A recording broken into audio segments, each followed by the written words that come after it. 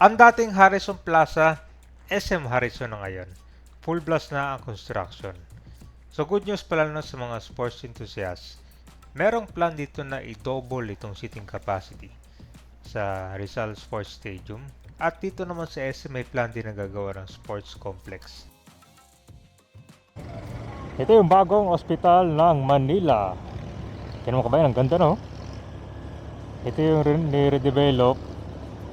Talagang gusto ni Yorme na kabayan na magkaroon ng world-class experience. Yan yung public hospital dito sa Manila. Ito naman yung Manila Zoo. So ngayon pala, meron tayong babalita dito sa area ng Rizal Sports Stadium. Itong Rizal Sports Stadium, plano nilang i-double yung seating capacity. Tapos yung SM naman, meron silang plan na tatayo ng sports arena dito sa Harrison Plaza. Ito pala yung bagong SM, oh. Laki na, yan yung dating Harrison Plaza, oh. Laki na ng progress ng construction. Talagang game changer. Kasi plan nila talagang ipa-redevelop na tong sports stadium. Burado na yung Harrison Plaza. Ito kasama rin sa gagawing SM to. Yan na yung bagong SM, oh. So nabanggit din ni Yorben pa double time yung pag-constructing 2027 niya. Target date nila na buksan itong bagong SM. 1970s kabay nung unang binuksan. Ito yung first modern shopping mall dito sa Metro Manila.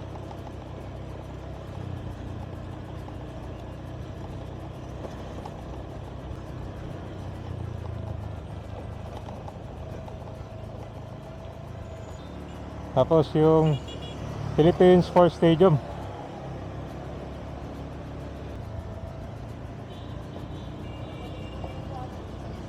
It's about time na padoblehin na yung size nitong sports stadium.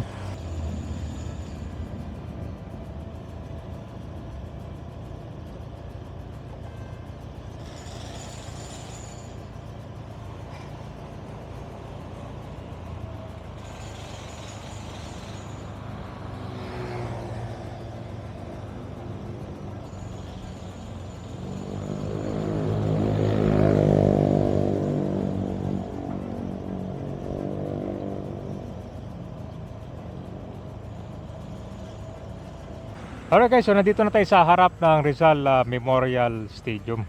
Noong April, banggit sila dito sa balita na plano nilang i-double ang seating capacity ng Rizal Memorial Stadium. Ito yung part nila i-rehabilitate itong entire sports complex.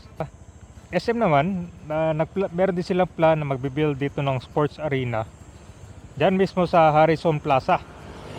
Ito yung part nila as a major redevelopment. So itong dalawang proposal na to reveal nung nag-discuss yung SM at saka yung mga government officials. So napakaganda nito.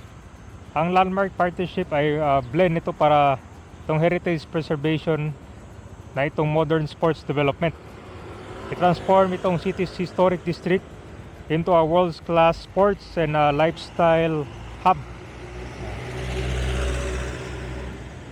So malaking contribution ng SM nito kung saan paano i-enhance and elevate itong area. Official to para sa dalawa, para ma-facelift between both the Rizal Memorial Stadium and Harrison Plaza. So ilang minutes lang kasi dito kabayan Adriatico Street from each other.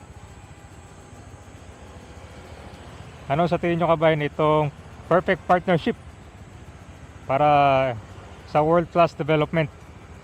Alam natin kung gaano ka-importante itong Rizal Memorial Sports Complex.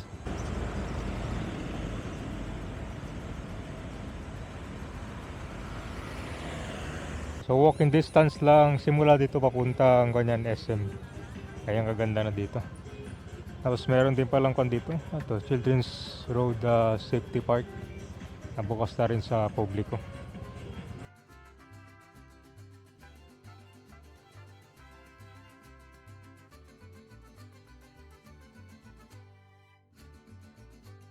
Ikot lang tayo dito sa Top Avenue. Tapos punta na tayo ng Remedios Circle.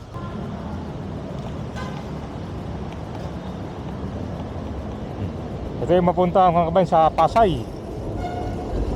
Tignan mo yung center island nito, oh. Malinis, oh. Wala pa masyado mga ads. Yung mga halaman naman, mga konting nalalagas lang. Pero konti ng ko lang yan, dilig. So punta tayo kabayan kung saan yung entrada nitong Rizal Sports Stadium.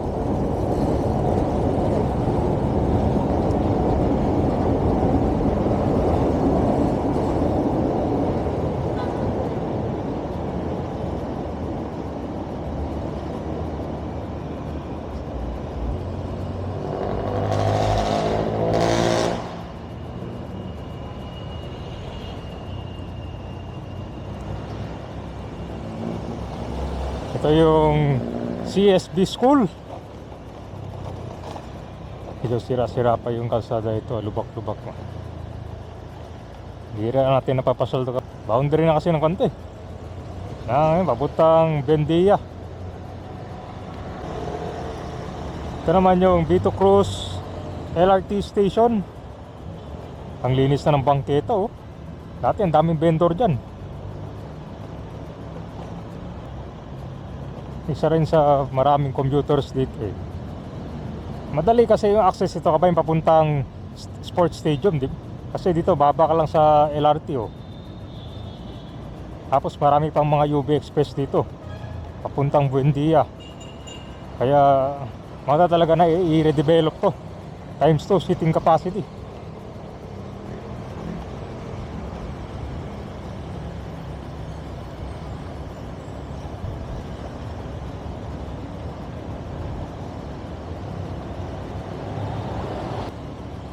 Ito papuntang ko to Rizal Sports.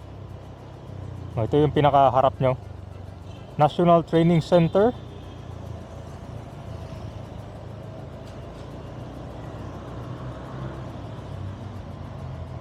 Ito yung pinaka entrada nya. Philippine Sports Commission naman nandito.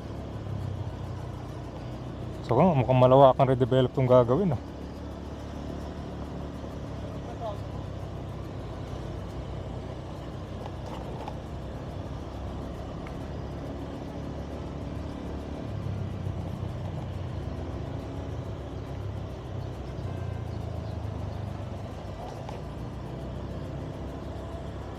Baseball stadium. Mukhang inaayos nila yung labas ngayon, no?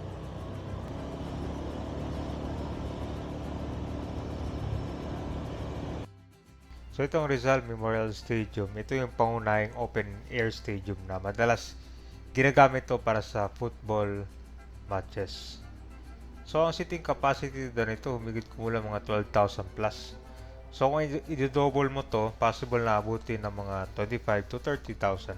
Maganda rin itong plano ni talaga nila. Guys, patok na ang food trip ngayon. Ang Remedios Circle. Tuloy-tuloy pala kasi last year pa ito nagsimula, eh. Itong Happy Hour sa Manila. Ganito guys, alam niyo dumadami na yung mga ganitong area sa Manila, no? Yung maraming mga food bazaar. Meron sa Tondo, sa UST, sa Pasig River Esplanade. Sa kasabay dito, inayos din itong Remedios Circle na pinturahan na rin to. Ganda. Ano pala? Mga alas 5 sila nagsisimula dito para mag-prepare ng mga pagkain. Sabi ito guys, hanggang alas 12. Ang ganda na nung bago pagkabalik ni Yorme, ang dugyot tignan ito. Puro mga kanyang basura. Tapos dito may gig pa yan, oh. May mga major gig pa na ginaganap. Ano guys, so itong Remedios Circle kilala sa Manila Nightlife. Sa likod naman may mga content Korean and Japanese restaurant.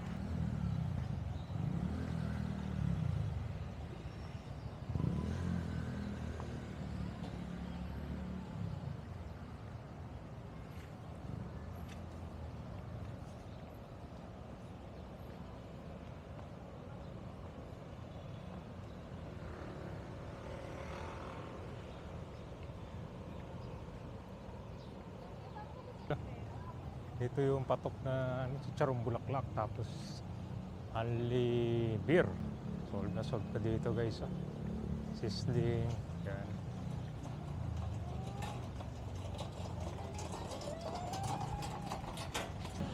Paikot na ito kasi sira-sira pa yun.